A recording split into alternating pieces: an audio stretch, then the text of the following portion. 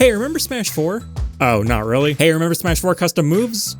No? Well, that's fine, you probably shouldn't. Sakurai kinda forgot about them. Yeah, character customization was supposed to be one of Smash 4's big new features, and to say that they dropped the ball doesn't quite begin to cover it, but I think of everything, custom moves definitely got it the worst. I don't know if the concept ended up just being too large scale for the developers to handle or what, but there were like 3 characters who got genuinely unique stuff, and then most of the rest of them were like, oh, here's some random elemental crap chucked on top of it. And then you saw stuff like, oh, this up special isn't as good for recovery, but it has broken kill power over and over. A lot of stuff that was blatantly out of character, a lot of other stuff that was blatantly overpowered. The balance on these was truly miserable. As a whole, they were a huge flop, and the developers almost seemed to know that going in. They were legendarily difficult to actually unlock in the first place, absurdly grindy for what was pitched as a core feature, and the killing blow, DLC characters didn't get them. That's insane. Now, with all of that out of the way, there were a few good ones, including some that I was honestly disappointed not to see make their way into Ultimate. A couple did, but literally only a couple. Almost all of that work was abandoned, which I think is a bit of a shame, so today, let's talk about them. I'm going over 10 custom moves that could easily have been brought from Smash 4 into Smash Ultimate and felt right at home with very little, if any, tweaking. Change a number or two here, a particle effect there, I'd allow that, but at the end of very little work,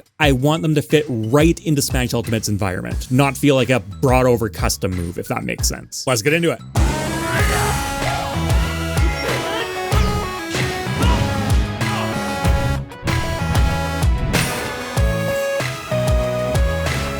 This video is sponsored by Star Trek Fleet Command, the award-winning, thrilling 4X MMO available for free on PC and mobile devices. Recruit, upgrade, and customize iconic characters and ships from across more than half a century of Star Trek stories, and use them to forge alliances, conquer territories, and achieve victory in strategic battles against foes from all around the world. And just to be clear, when I say the world, I mean this world right here. I'm not doing a bit. Star Trek has returned as a show, and Star Trek Fleet Command is celebrating with a bevy of dedicated missions and events. And if you like missions, which seems about right for Star Trek, there are brand new ones being added every single month based on the show's lore, not to mention new ships being added every month as well. If you'd like to boldly go where no one has gone before, and now I am doing a bit, it's been played millions of times, it's very popular, you can download Star Trek Fleet Command absolutely free on mobile or PC using my link in the description and pinned comment, and help support the channel by reaching level 5. Be sure to check them out.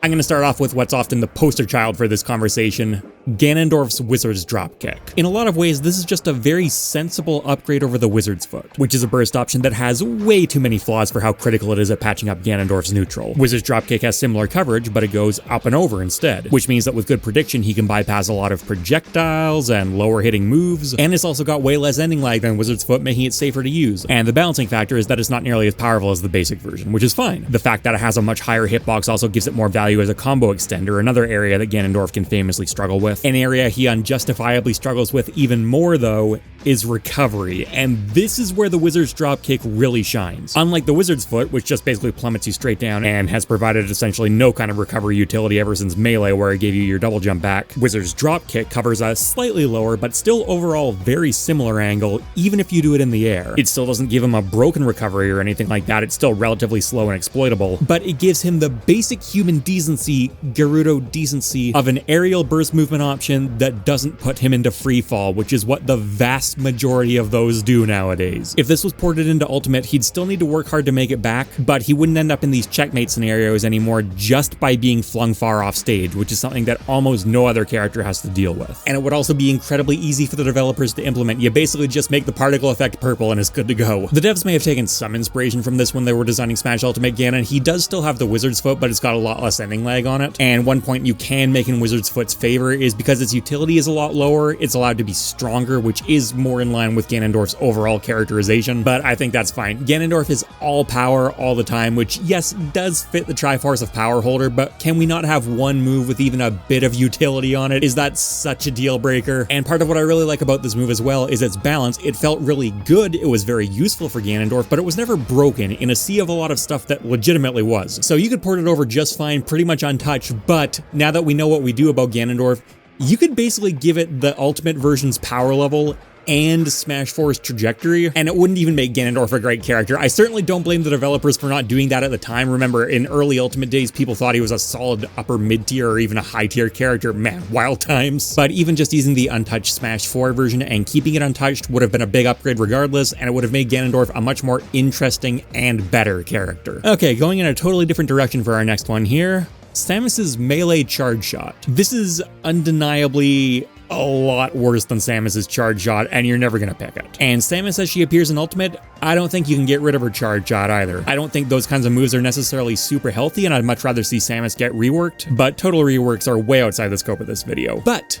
what I would love to see is if this was given to Dark Samus instead. Because if Dark Samus doesn't have Charge Shot and this is, say, a blast of Phazon energy, like I said, you're allowed to change the particle effects a little bit. That by default makes Dark Samus a much worse character starting out, and that gives you permission to go in and buff its stats up. Make it way faster, give it better melee damage, and now you have two actually distinctive characters that go alongside all of the animation changes they made between the two of them. Because to this day, I have no idea what's going on with Dark Samus. They put the hard work in of changing animations, which is one of the most time-consuming aspects of making a new character. There's a reason that most clones throughout the Smash series haven't had this, but then they basically only changed the animations and kept essentially the entire core moveset intact. It's such a waste. Now, if I was going into more full character overhauls, I would have Dark Samus be the slower and floatier one, and Samus be the faster and more aggressive one to play more how she does in the 2D titles. But if we look at the Metroid Prime series, where Samus is naturally slowed way down to fit into the first-person perspective, in those games, relatively speaking, Dark Samus is the more aggro, agile character, at least as far as average on-screen appearance goes. And hey, it's still got the missiles to represent that shooter aspect, which, funny enough, were actually one of the very few custom move concepts that were brought over to Ultimate, and by making Dark Samus faster, it could run behind them more effectively and take better advantage of them. As is, both Samus's identities are completely defined by Charge Shot, so just by changing that one move, it really lets you go in and mess with a lot of other stuff. Is Melee Charge Shot by itself necessarily the most inspired standalone move in the entire universe? No. We have other charge-up melee attacks, including other ones you can walk around with. This isn't some radical new concept or anything, but I like that it lets us declone an Echo Fighter, something that Ultimate really needed to do more often, and looking at these first two entrants, I see two arguable decloning efforts on here. Maybe expect a bit more of that. Not quite yet though, because next up,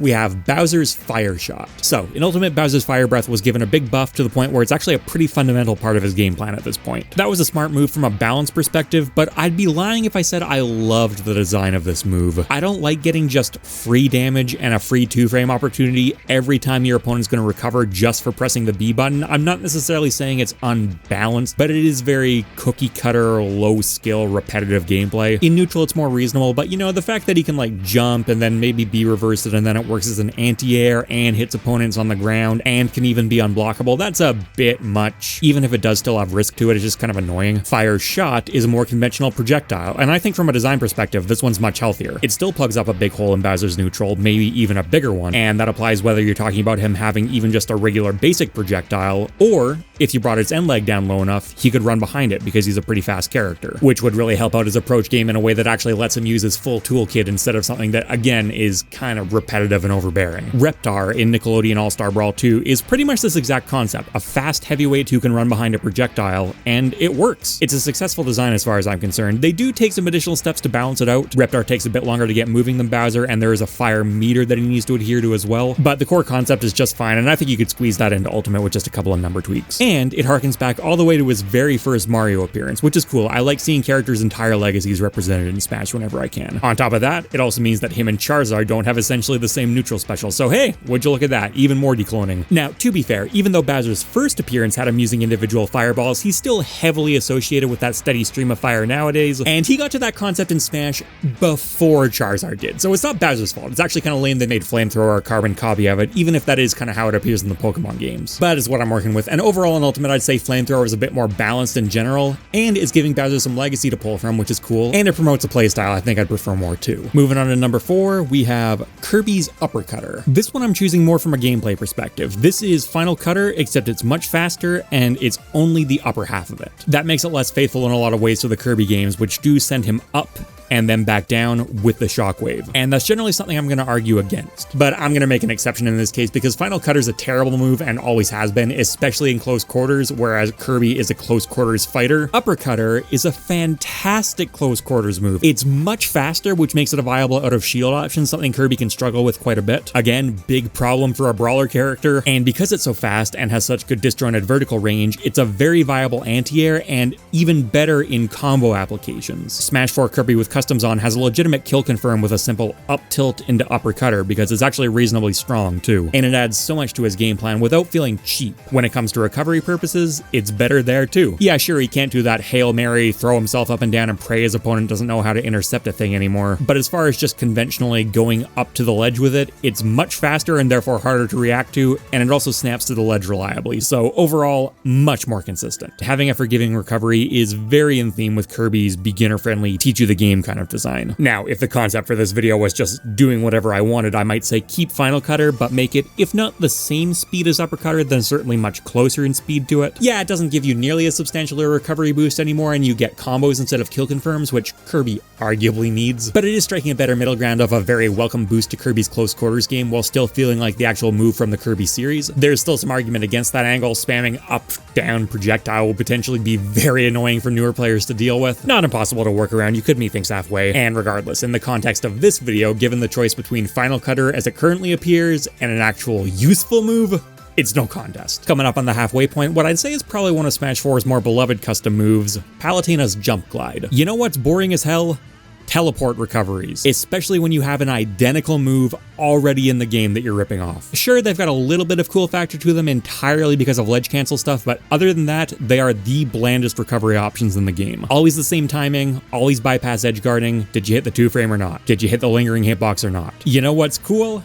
Mobility options. This is a platform fighter. We like movement, and Jump Glide is movement. Unlike with Warp, Palutena can act out of Jump Glide, which gives it way more creativity as a neutral tool, as a combo extender. It does have its limitations. Yes, Palutena can cancel it into an aerial, but if she does, it puts her into helpless state, but that's still a lot better than nothing. And on the recovery end, it can be intercepted a lot more easily, so it does make her recovery a lot more vulnerable, but between how incredible her air physics are and having a counter and 2 projectiles to help herself out, I don't think it's the end of the world. And frankly, if I'm weighing a better recovery move versus a move with more creative potential, I'm always going to pick the more creative move. I'd actually like to see recoveries be worse than ultimate overall. I want edge guarding back, so this one's hitting a lot of marks for me. While we're on the topic of teleports though, Greninja's Shadow Dash. I'm happy we've got a game like Rivals of Aether out there showing that you can, in fact, make stealth mechanics work in a platform fighter, because god, Smash's half-hearted pokes at it have not been very good. That unfortunately applies to Shadow Sneak, a move with kind of a cool concept, but one that you can realistically always see coming on stage, which is the entire point of the Shadow mechanic. Or you use it off stage, either as a supplementary recovery, which is fine, but boring, and where's the Shadow? Or as a surprise attack, which is actually kind of cool, but again, sort of defeats the core idea behind the move. At the same time, the more traditional teleport behind you kind of move is a staple of the fighting game genre. You see it sprinkled all over the place, especially on ninja type characters, whereas in Smash, there are very few examples of it, despite having multiple ninja characters. This is exactly what Shadow Dash does. It bypasses that whole holding the button down to send your shadow out in front of yourself concept and just teleports Greninja a fixed distance with a fixed time. Not nearly as unique an idea in the grand scheme of things, but in the context of Smash, you know, it actually is kind of unique and incredibly fitting for Greninja's overall gameplay direction. I love these moves because they change the dynamic of neutral in such an interesting way. If you're gonna say fire a projectile, you'd better mix it up because Greninja has a way to bypass it. At the same time, if you predict the teleport and punish him for it, you feel like a genius. That doesn't mean that a teleport isn't a powerful tool anyways, but the damage output and knockback are actually pretty reasonable on it. It gives you reward, but not an insane reward, not disproportionate to how good it is in neutral. That I would probably keep pretty much the same, although I would speed it up slightly. As usual with top 10 lists on the channel, it's not strictly ordered. Now, for the record, Shadow Dash was my 10th choice when I was making it. The reason behind this mostly being that they kind of already gave him this mechanic in Ultimate with the buff that Substitute got. There's a threshold where if Greninja counters an opponent's projectile, the opponent themselves will be frozen in place for a moment. So that whole, I'm gonna shoot you, oh yeah, teleports behind you dynamic is already sort of a thing, but you could honestly make a pretty similar complaint about Shadow Sneak, and Shadow Dash is replacing a move that's had 2 games to get its act together now, and as far as I'm concerned, has just never quite gotten there. there. Sticking with the ninja theme, next up we have Sheik with her gravity grenade. Sheik's kit is almost entirely made up. It had to be. She really doesn't do all that much in Ocarina of Time. And even though strictly speaking, burst grenade is actually one of the more referential moves on her kit, at the very least Deku Nuts are something that appear in The Legend of Zelda, it still feels more pulled out of thin air than basically anything else she does. Why is she this quick, speedy ninja with a big, slow, clunky explosion just tacked onto her like that? I guess you could make the argument she can use it to get herself back to ledge more safely, which is supposed to be one of her strengths, but I'm not super convinced. You know what's less clunky though? Gravity grenade. Detonates faster, goes further. And you know one area Sheik is unambiguously supposed to excel in? Combos. And what does gravity grenade do? It pulls the opponent towards her. It's not this big, giant, awkward kill move. It's a sneaky combo starter. It feels way more in line with her overall playstyle. And I'm also a sucker for these moves that hook you in. Again, you see a lot of these in fighting games, but not very many in Smash. And ninja characters might be the best fit for them. I guess the developers thought so too, because Greninja has something like this as well, another move I was considering. That one does feel a little bit more custom movie though, and kind of annoying, and actually a bit less faithful to how Water Shuriken's portrayed in Pokemon, whereas Gravity Grenade feels right at home. I would actually say more at home than what it's replacing, not something that applies to a lot of these custom moves. Speaking of right at home, okay, so look at this. Look at this. Look at this.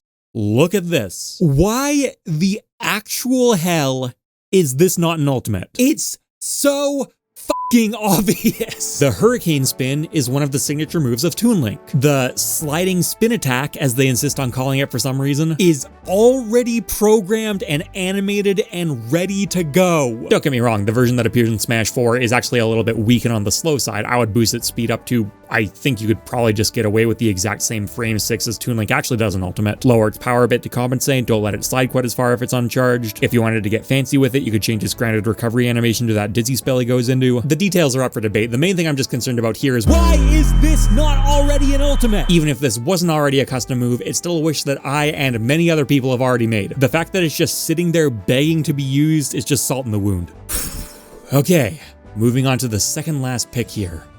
Rosalina's Guardian Luma. I'm not a big fan of gravitational pull. I get the vision is good at what it does, and you could kind of argue it's interacting with Luma just because she can use it to protect them, but there are also a lot of competitive matchups where it's functionally close to useless, and then in casual settings, it's just annoying. Guardian Luma still fulfills that vision, but also gives it way more overall functionality across the board because it gives her kind of a shine. A very thematically and mechanically appropriate shine. Luma is Rosalina's core interesting mechanic. I want to see it leaned on as much as possible. I'd say this is a pretty straightforward pick. It's another custom move that feels quite well balanced just right out the gate. You could just bring it straight in from Smash 4 without changing anything, and honestly, it would probably play just fine. And is also taking what I consider to be kind of a low point of her design. You know, something that's either useless or spammable and kind of obnoxious, and turning it into something more functional and interesting that also interacts with the rest of her kit more satisfyingly. Couple honorable mentions before we wind things down here. I mentioned all the random elemental stuff they slapped onto characters. That does not apply to Dr. Mario's shocking sheet. Electricity is definitely part of his theming, and I like that it separates him from Mario more. It doesn't reflect projectiles anymore though, and I can't justify taking a character that slow and that clumsy and making him worse against zoning. Plus, Ultimate already does separate the super sheet from Mario's cape a bit more than previous games, not to quite the same degree, but you know, less demand anyways. It's got a new hitbox and new animation, and it sets up for different stuff now. In a similar vein, giving Dark Pit the impact orbitars would be a nice decloning effort, turning it into more of a Shine-esque thing as a common fan implementation. They're now shields which don't actually offer defensive utility anymore though, and that just feels weird. Mega Man's Hyper Bomb is up there. Mega Man definitely got some of the best treatment by custom moves overall. He actually gets to use different robotic upgrades from across his games. I just feel like the base set he ended up with is still his best set. Martha and Lucina's Crescent Slash. This one I've got a real soft spot for. It's such a cool move, and they could always use some more decloning, just give it to one of them. It was close, but it does feel kind of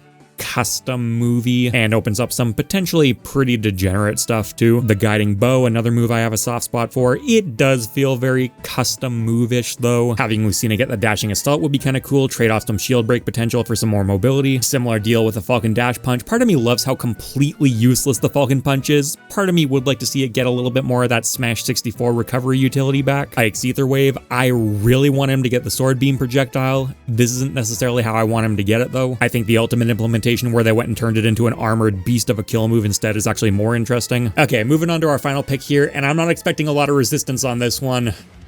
Sonic Stomp. In Smash 4, it's a neutral special for some reason, which means it's directly competing against the homing attack, another iconic, very useful ability. So no, absolutely not. What you do is you put it on down special and replace the spin charge with it. It just makes way more sense even in a vacuum because look at it. And also Sonic having essentially the same special move twice is one of the most infamously lame aspects of any Smash character. I think if you wanted to go a bit extra with it, you could add a cool mechanic where Sonic can cancel at least some moves directly into the stomp. Maybe give more of his moves homing attack style recoil after they connect on an opponent, even some of his aerials. That's a bit more of a rework than I'm really trying to get into for this video, so let's just say if he connects some of his attacks, his aerials or his other specials on an opponent, then he can cancel it. So it opens up maybe a few more combo routes without making him even harder to track down. Would also help differentiate it from down air more, although again, parallel universe, I'd probably change that one too. I guess if you really wanted to, you could just make Stomp his new down air. There's nothing to say these custom moves all need to stay special moves, but personally, I'm not going to fight for Spin Dash and Spin Charge to both stick around. And I think that'll do it for today. Thanks for watching, everyone, and if you have a special move you think I missed, be sure to drop it in the comments. Likes and comments help YouTube decide a video is worth recommending to more people, so if you think this one deserved it, much appreciated. You can check out another video here, video from my main channel going over Final Destination here, and patrons, members, and subs get perks like early videos and Discord access.